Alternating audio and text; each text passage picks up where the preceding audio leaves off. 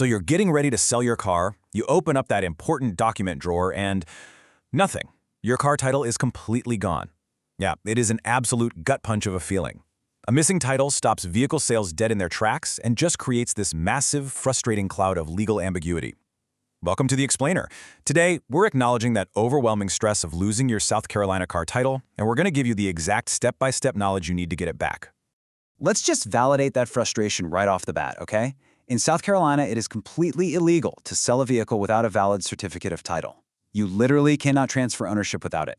If you've lost it, had it stolen, or accidentally spilled coffee all over it and destroyed it, you are effectively stuck in neutral. But seriously, do not panic. We've gone through the source material and have a highly specific plan to fix this, navigating you straight through the bureaucracy of the South Carolina Department of Motor Vehicles. All right, let's look at our roadmap for today. We're covering where to start if your title is missing, gathering your required documents, the 3 replacement pathways, navigating liens and ELTs, avoiding common DMV pitfalls, and wrapping up with some final tips and a quick disclaimer.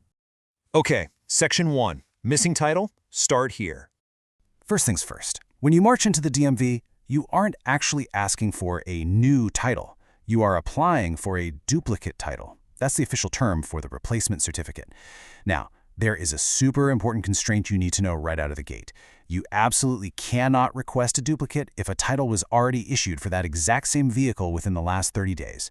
So if you just bought a car 3 weeks ago and somehow lost the paperwork, yeah, you're going to have to wait until that 30-day window completely expires before they'll even look at a duplicate request. Moving on to Section 2. Gathering required documents. The absolute bedrock of your whole application is the SCDMV Form 400. This is the title and registration application, and you've got to fill it out completely. Here's a vital detail that catches so many people off guard. This form requires your current odometer reading. Please don't just guess it. Actually go out to your car, turn in the key, and write down the exact mileage. Now, along with Form 400, you're also going to need to fill out Form TI-004A. That one is the official lost, stolen, or destroyed title report. So that's 2 forms total. Next up, you must have a valid photo ID on hand, like your South Carolina driver's license. And finally, have your payment ready to go. The standard title fee in South Carolina is a flat $15. Once you get these 4 things together, you are officially ready to choose exactly how you want to file. Which brings us to Section 3. The 3 replacement pathways. So this breakdown brilliantly shows how your choice really just depends on your urgency. You're balancing processing times with some specific fees. You've got the easy online portal, the in-person branch visit, or standard mail-in processing. Both online and mail-in will take about 3 to 5 business days to process before they even mail it out, and those cost that standard $15. But if you have an eager buyer standing in your driveway right now, you're going to need the in-person expedited option, which actually gets you the title that exact same day for a total of $35. Let's look a little closer at that easy online portal. For most standard owners, this is undeniably the most convenient route. You just visit scdmvonline.com, type in your South Carolina ID and Social Security number, and pay with a card. There is a catch, though, and it's a big one. Your credentials must match the DMV database perfectly. Plus, you absolutely cannot use this transaction to change your address. If you've moved recently and haven't updated the DMV, the system is going to mail your shiny new titles straight to your old house.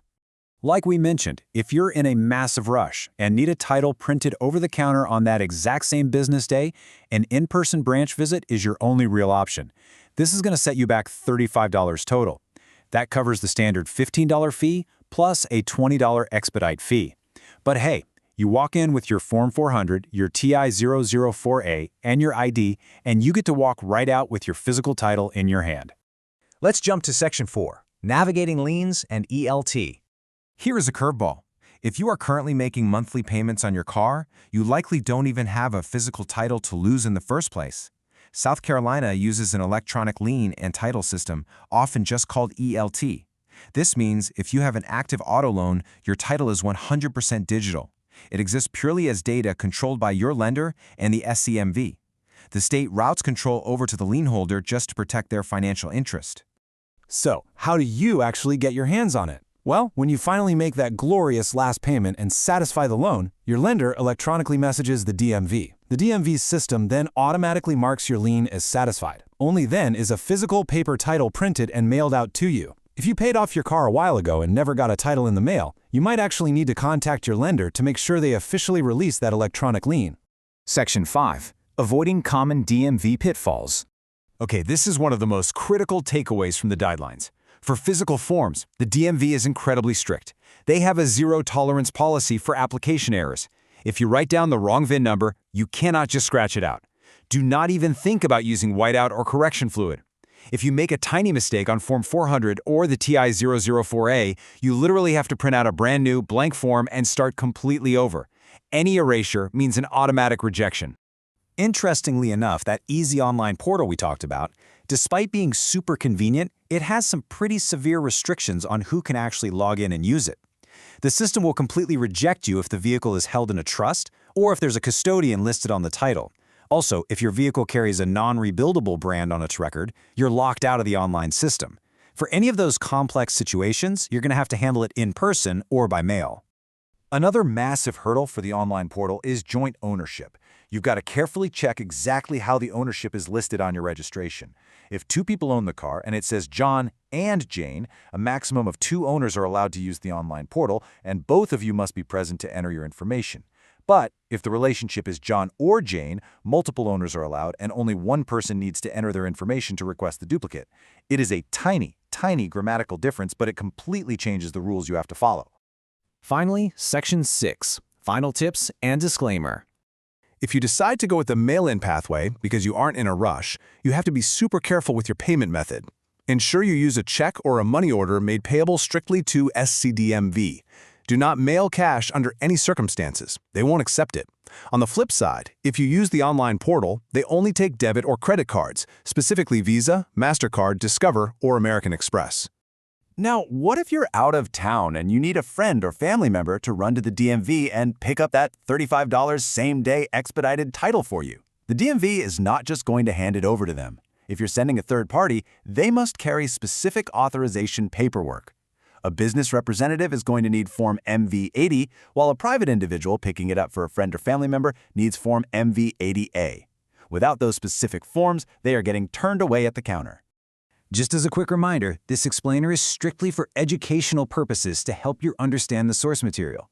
Every single vehicle's history is unique, and state laws can always change. You should always consult a DMV professional or legal advisor for personalized guidance, especially if you're dealing with something super complex like an estate transfer, bankruptcy, or out-of-state liens that we didn't touch on today. So, gather your paperwork, pick your pathway, and reclaim your legal ownership with total peace of mind. But digging through all this bureaucracy really makes you wonder, right?